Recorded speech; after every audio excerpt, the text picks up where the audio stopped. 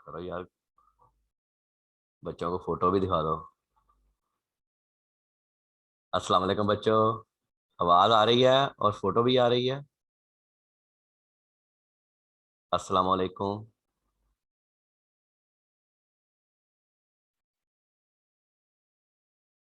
शहरोज, इसको अनम्यूट करो।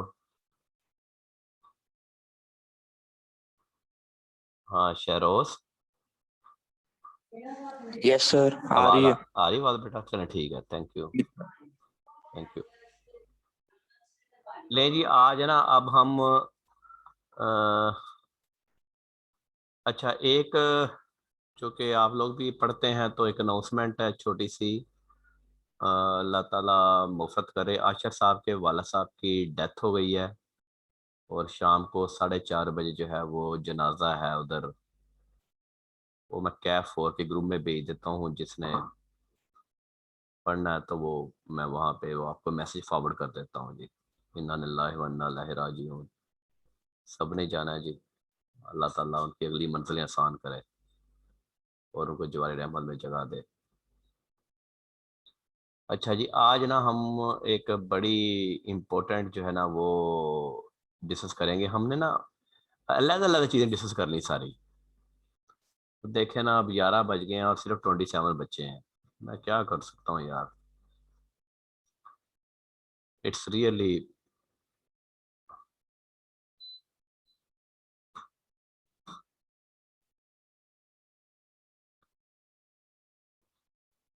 अच्छा, मैं अपना जी ये आपका मुझे वो दें जी।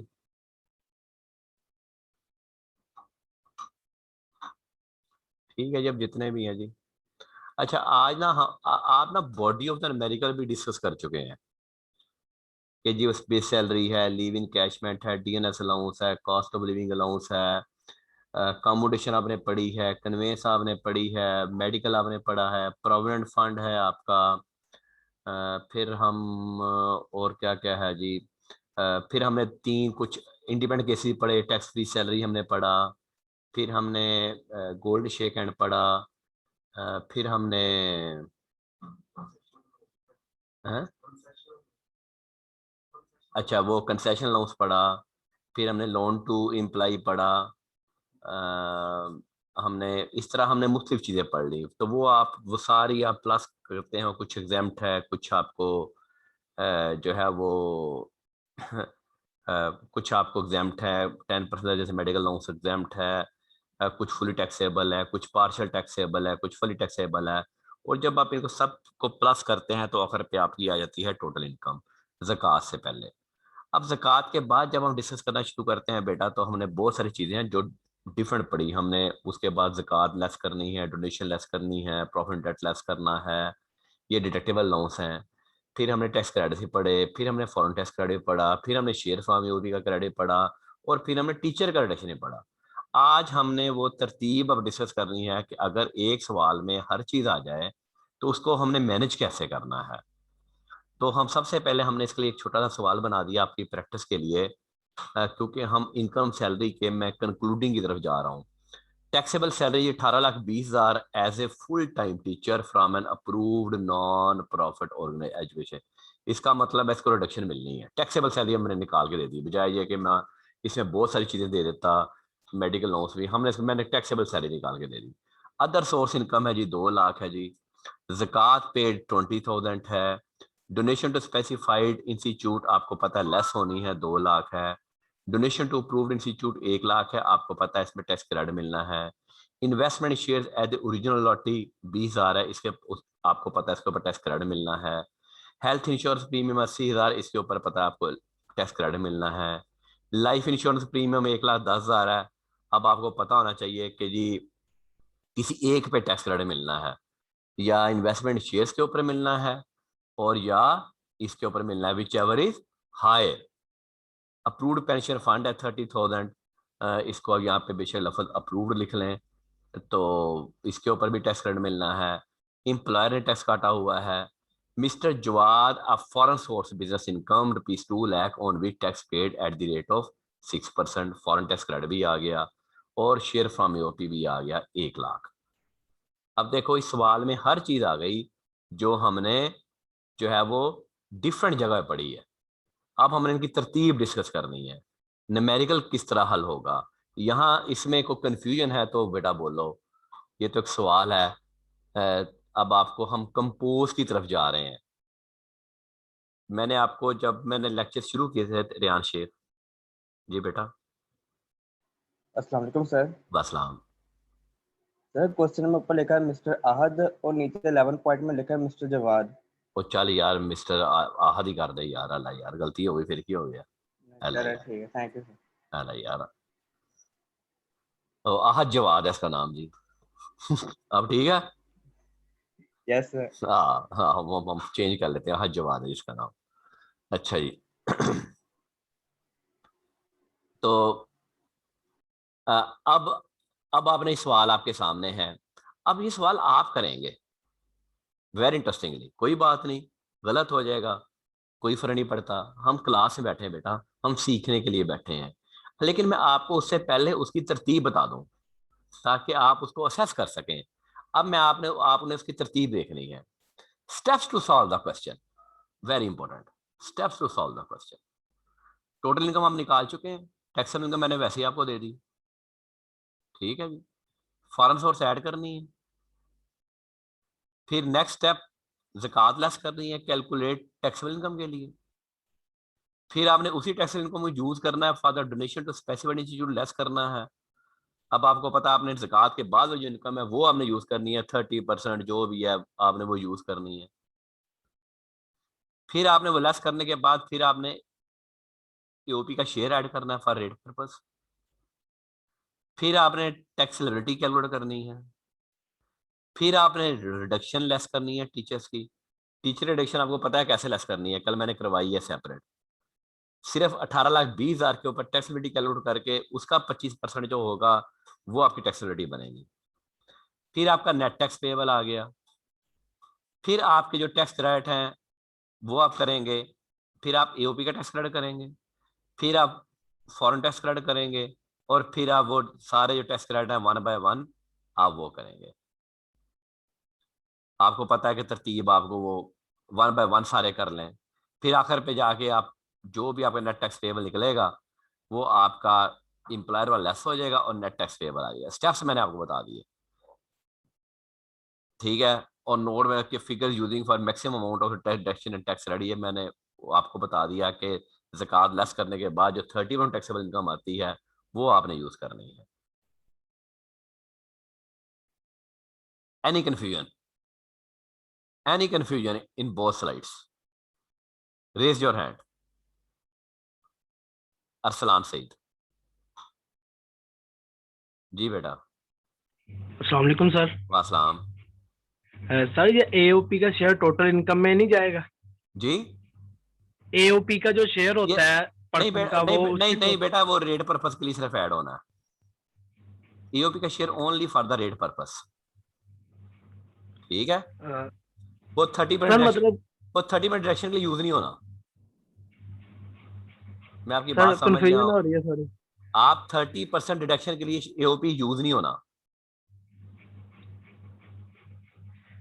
आपने सर मतलब डिडक्टेबल अलाउंस लेस कर, इंडिविजुअल, हाँ जी, डिडक्टेबल अलाउंस लेस करने के बाद आपने शेयर फॉर्म एओपी ऐड करना है। ठीक, मतलब कि वो टोटल इनकम में पहले ऊपर नहीं ऐड होना, उसके हाँ जी, बाद हाँ जी, नीचे होगा। उसके बाद आपने ऐड करना। ठीक है सर। ओके ठीक है, sir, thank you sir. Thank you. अच्छा जी, ले जी। अब आप ना, अब आप सवाल करेंगे, कोई बात नहीं, गलत हो जाएगा, हम डिस्कस कर लेंगे, टेंशन कोई मसला नहीं है। Let's start your question. You have 10 minutes. चलें जी, क्यों भाई, इनको 10 मिनट्स टू 10 to 15 मिनट्स दें। चलें बेटा, स्टार्ट करें आप। ओके।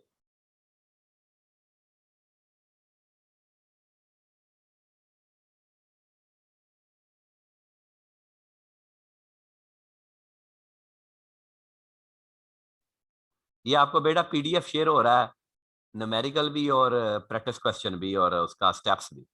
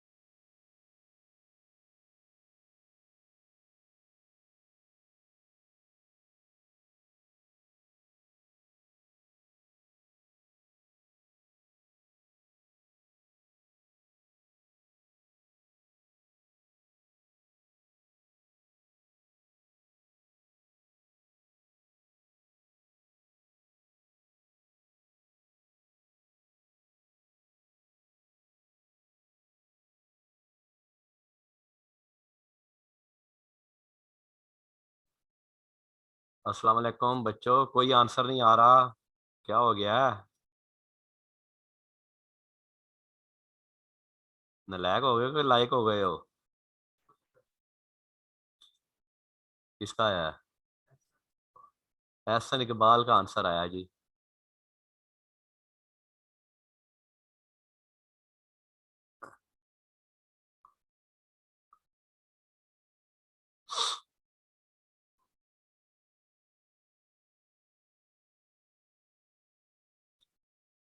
ले जी, मैं अपना न्यूमेरिकल डिस्कस करना शुरू करने लगा हूँ।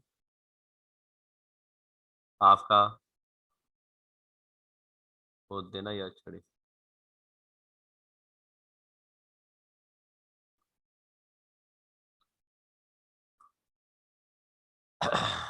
आइए जी, सॉल्यूशन पे आइए जी।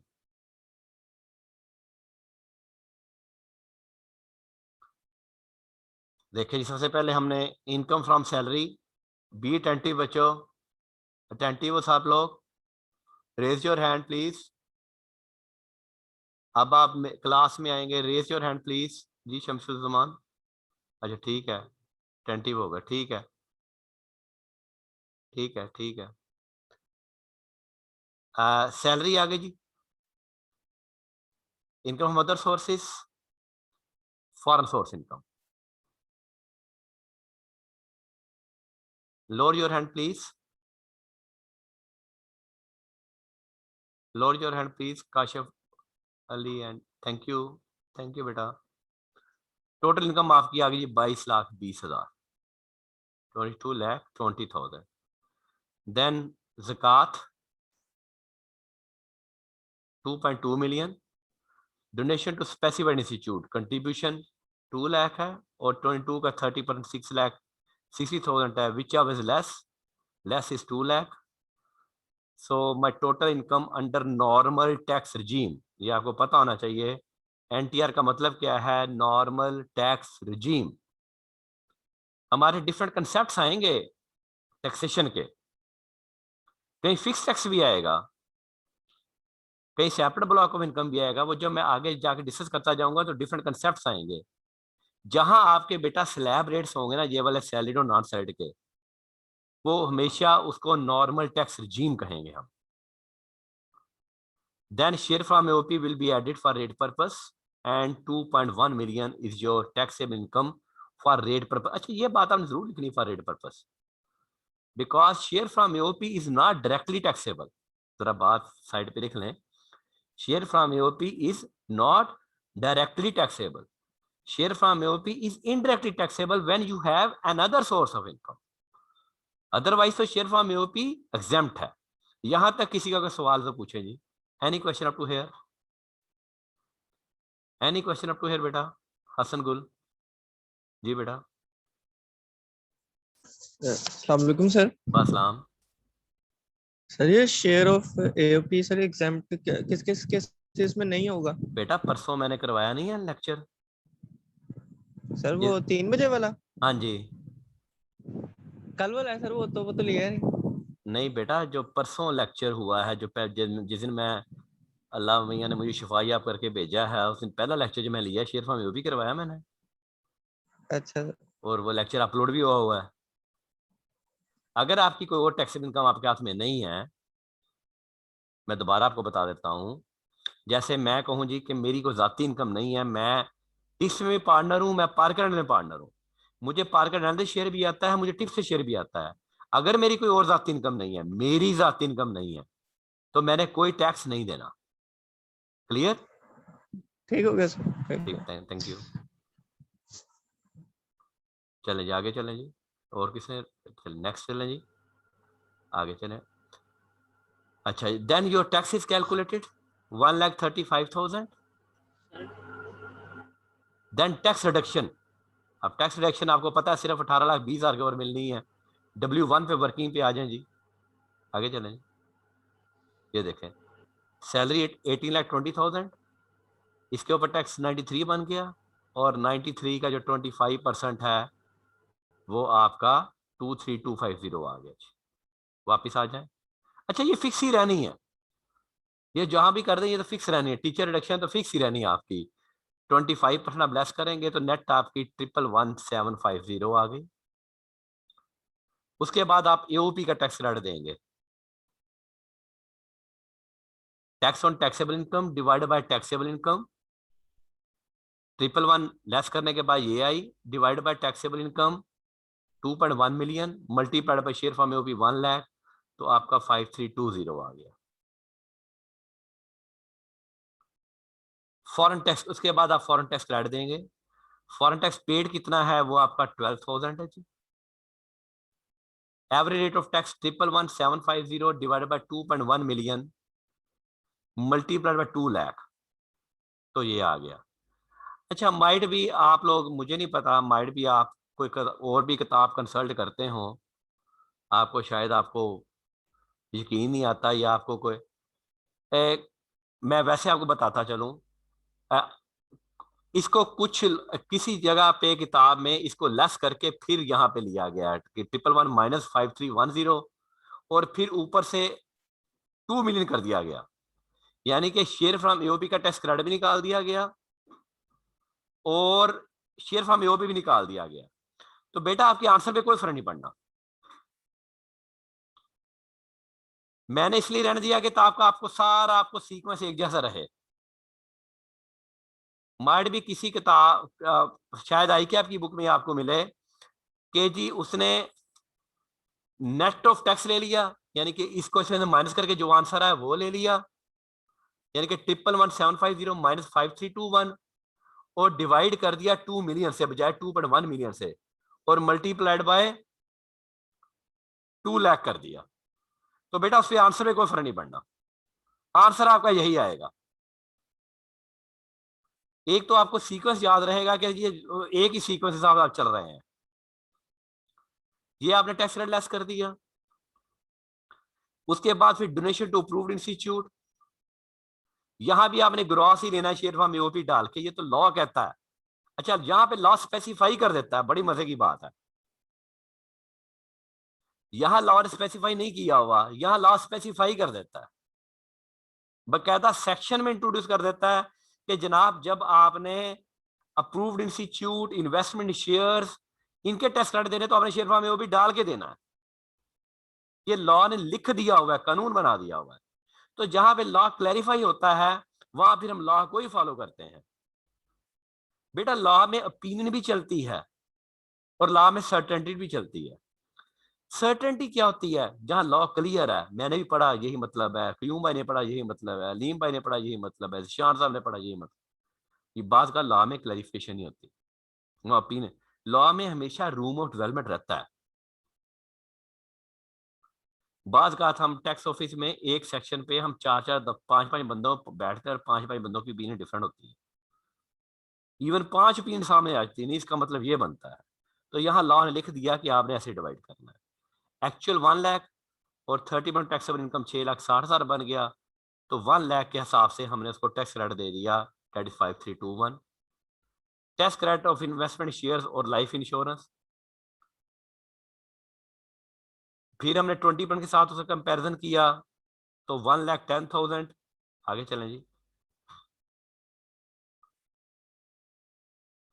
और लाइफ इंश्योरेंस जाहिर है इसमें से एक आपने देना था, जो हायर था वो हमने दे दिया। हायर इज इन्वेस्टमेंट शेयर्स है तो वो हमने कैलकुलेट कर दिया जी। पीछे पीछे हाँ जी, ये हमने कैलकुलेट कर दिया जी। 5854 इन्वेस्टमेंट शेयर्स का क्रेडिट आ गया। आगे चलें जी। उसके बाद हेल्थ इंश्योरेंस आ गई जी। अच्छा, ये चीजें आपको याद होनी चाहिए हर एक की। इनमें एक चीज कॉमन है बेटा, हमेशा लोअर ऑफ आना है। ये चीजें आपको गिवन नहीं होंगी, सिर्फ आपको टैक्स रेट्स गिवन होंगे सवाल में। तो ये चीजें आपको याद होनी चाहिए कि हेल्थ में एक्चुअल है, 5% टैक्सेबल इनकम है और फिक्स अमाउंट है। इस तरह इन्वेस्टमेंट शेयर्स में, इस तरह लाइफ इंश्योरेंस में। तो ये चीजें आपको याद होनी चाहिए, याद होंगी तो आप सवाल कर सकेंगे। या फिर हमने 80% मल्टीप्लाई किया तो ये टैक्स क्रेडिट आया।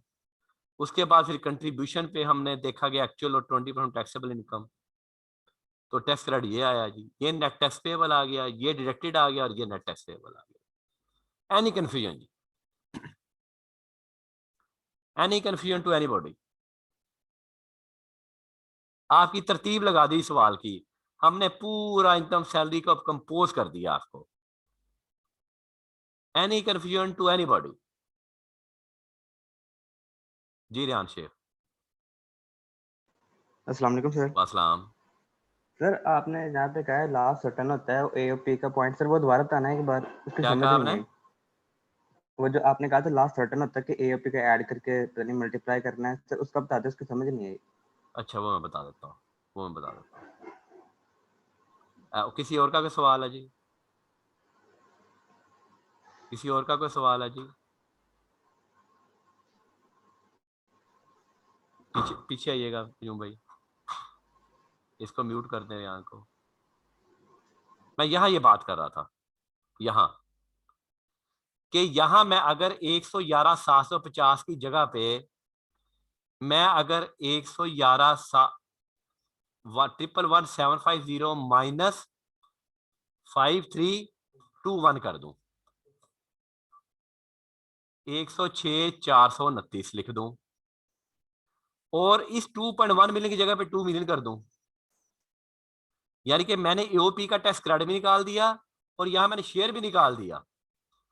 तो बेटा आंसर फिर भी यही आना है। मैंने कहा किसी किताब में आपको ऐसे भी मिलेगा, लेकिन मैंने ग्रॉस के साथ क्यों कर दिया, ताकि आपको सिमिलरिटी रहे हर जगह पे कि आपने ऐसे ही करना है, एक ही फिगर के साथ आपने कैलकुलेशन करते जाना है, क्योंकि आंसर मेरा सेम आना है।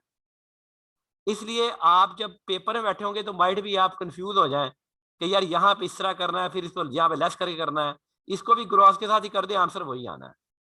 जी रियान शेख, ये बात मैं बता रहा था। रियान शेख अनम्यूट करो बेटा। क्लियर हुई बात की नहीं? ठीक है सर। यस यानी सर। यानी कि मैं शेयर फ्रॉम एओबी का टैक्स क्रेडिट भी निकाल दूं और शेयर फ्रॉम एओबी निकाल दूं, तो आंसर तो फिर भी वही आना ना, यस सर। क्योंकि एवरेज रेट ऑफ टैक्स है ना। यस सर, समझ आ गई, यहाँ तक पता लग गया। सही। हाँ ठीक है जी। ले जी, थैंक यू सर। ले जी, आपका ये सवाल आपका कंप्लीट हो गया। अब मैं क्या करने लगा हूँ जी कि मैं अब आपको ना आज एक मेजर प्रैक्टिस न्यूमेरिकल देने लगा हूँ। वो आप सवाल कल संडे को करेंगे और हम मंडे को वो सवाल डिस्कस करेंगे। टाइमिंग मैं आपको मंडे की टाइमिंग मैं आपको अनाउंस कर दूंगा 9 बजे। या ज़रा मेरे लिए सुबह मुश्किल होता है उठना, ज़रा वीकनेस बहुत ज़्यादा है, तो वो सेकंड टाइम हम डिस्कस करेंगे। वो आपने सवाल करना है और वो सवाल डिस्कस करेंगे। ट्यूसडे की आपकी छुट्टी होगी और वेडनेसडे से हम इंशाल्लाह ताला इनकम फ्रॉम प्रॉपर्टी करेंगे। अल्लाह ताला आप सबको कामयाब व कामरान करे। मुझे आशिया साहब के घर जाना है, तो इसलिए जो है वो मैं यहाँ पे आपका जो है वो कंक्लूड कर रहा हूँ। तो स्टे ब्लेस्ड जी। अब आपका जो है वो हर चीज़, आज शायद आपको एहसास हुआ होगा कि टैक्स के लेक्चर में छुट्टी नहीं करनी चाहिए। चीज़ें देखें, हर चीज़ सिंक्रोनाइज्ड है। अभी जब मैं अगले चैप्टर पढ़ाऊंगा ना जी, इनकम प्रॉपर्टी, हमने फिर सैलरी प्लस प्रॉपर्टी करके सवाल करना है। फिर कैपिटल गेन पढ़ाऊंगा, फिर हमने सैलरी प्लस कैपिटल गेन। जी जी रियान शेख। अस्सलाम वालेकुम सर। अस्सलाम। सर वहाँ पे आपके नोट्स में फार्मूला लिखा हुआ है एवरेज रेट ऑफ टैक्स का, टैक्स ऑन टैक्सेबल इनकम, तो हाँ यहाँ जी, पर तो हमने रिडक्शन के बाद लिया हुआ है टैक्स। वो वो बेटा टीचर रिडक्शन दे देनी है ना, पहले ही दे देनी टीचर रिडक्शन। तो यानी कि टैक्स रिडक्शन के बाद लेना टीचर का, अगर क्वेश्चन में आगे से पॉइंट। जी सर यानी कि आपको टैक्स रेट, जब टैक्स लायबिलिटी लेनी है वो रिडक्शन के बाद वाली लेनी रिडक्शन है, के अगर बाद इसमें के, का हाँ पॉइंट आ जी हाँ गया। जी। ये बेटा मैक्सिमम थैंक यू है, सर। ये बेटा ये मैक्सिमम है जो आ सकता है, इससे कम ही आता है, ये ठीक क्या है आपने सर। कभी पूरे नहीं पूछे। ठीक है सर। ठीक है हसन गुल। जी हसन। सर ये रिक्वेस्ट थी सर, कल वाला लेक्चर अपलोड हो जाएगा? कल वाला लेक्चर कर दो अपलोड, हो जाता है बेटा, हो जाता है। ठीक हो गया, थैंक यू सर। कोई बात नहीं। मैं ये पढ़ो सही यार, तुम पढ़ने वाले बनो सही, ਅਸੀਂ ਤੁਹਾਨੂੰ हर सर्विस प्रोवाइड करने को तैयार हाँ। ठीक है। सर वो बस रमजान की वजह से हो जाता है कभी कभी। रमजान कभी कभी नहीं हो जाता, बदनीति है और कुछ नहीं है। हाँ और सर इंशाल्लाह ना ना ना ना और कुछ नहीं है, सिर्फ बदनीति है। नहीं सर, वो इफ्तारी के बाद ना वो हाँ तरावियां पढ़ के सर बहुत अच्छा टाइम होता है, बड़ा हाँ अलग हाँ सा। हाँ हाँ तो जवान बंदे यार, मैं जिस तरह अब परसों से मैंने क्लास शुरू की है, यकीन करें मैं अभी जिस तरह जिस अल्लाह ताला ने अल्हम्दुलिल्लाह ठीक है, अल्लाह मियां ने गुजार दिया, यकीन करें जिस तरह मैं अपने को इकट्ठा करके क्लास पढ़ाने आता हूँ मुझे पता है। जी सर। यू कांट इमेजिन के मैं 18 डेज में कितने टफ टाइम में गुजरा हूँ, लेकिन अल्लाह का शुक्र है यार उस रात का कि अल्लाह ताला ने करम किया। आप लोगों की दुआएं थी, बच्चों की दुआएं थी, अल्लाह मियां ने बहुत करम किया है, एहसान है मालिक है यार उसका। जी बेशक सर। आप लोग बेटा अल्लाह जवान पाक हो, आपको बहुत ज्यादा। अल्लाह आप लोग जवान हो माशाल्लाह, बेटा आपकी यही मेहनत की उम्र उम्र है। तो बेटा मेहनत कर लोगे तो आपने अपने लिए करनी है, आपने मेरे लिए नहीं करनी। आपकी तनख्वाह से मुझे कोई गर्ज नहीं है, आपकी तनख्वाह से या आपकी इनकम से गर्ज है तो आपके माँ बाप को गर्ज है, अल्लाह ताला उनका साया सलामत रखे। आपकी अपनी कल को फैमिली बननी है उसको गर्ज है। हमने तो बेटा बस कंट्रीब्यूट करना है आप लोगों के साथ। तो अल्लाह ताला आप सब पे अपना जो है वो अपना अल्लाह ताला ब्लेसिंग रखे यार, बस अल्लाह ताला हिफ्ज़ व मान में रखे। आमीन। दुआ कर दिया करें, मेरे लिए भी दुआ कर दिया करें, अपने लिए भी किया करें, अपने माँ बाप के लिए। दो बंदे आपको, मैं हमेशा बात कहता हूँ बेटा, दो बंदे आपके लिए हमेशा दुआ गो होते हैं, एक आपका टीचर, एक आपके माँ बाप। Respect your parents.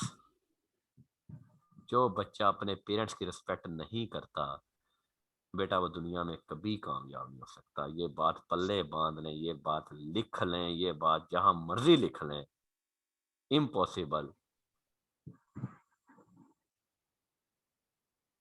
वो कहते हैं खलील जबरान ने कहा था, तुम आजाद हो, तुम सूरज की रोशनी के सामने आजाद हो, तुम चांद की किरणों के सामने आजाद हो, तुम दिन के अजाले में आजाद हो, तुम रात के अंधेरे में आजाद हो, लेकिन तुम गुलाम हो उस शख्स के जिसने तुम्हें एक लफ्ज पढ़ाया। This is saying of the Khalil Gibran.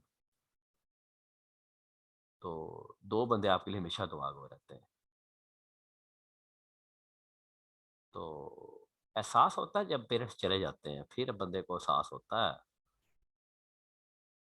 तो इसलिए पेरेंट्स का कभी दिल मत दुखाइएगा, रिक्वेस्ट है आपसे ये। ठीक है, थैंक यू वेरी मच जी, स्टे ब्लेस्ड, अल्लाह हाफिज। न्यूमेरिकल आपको शेयर हो रहा है जी, होमवर्क फॉर द मंडे, और मंडे की क्लास आपको टाइमिंग नोट हो जाएगी। अहमद जमाल जी, अहमद जमाल अनम्यूट कर रहा है अहमद जमाल को। सर आज का लेक्चर भी अपलोड कर लें? आज का लेक्चर भी अपलोड हो जाता है, कर दो, ये भी कर दो। Okay, thank you, stay blessed, अल्लाह हाफिज।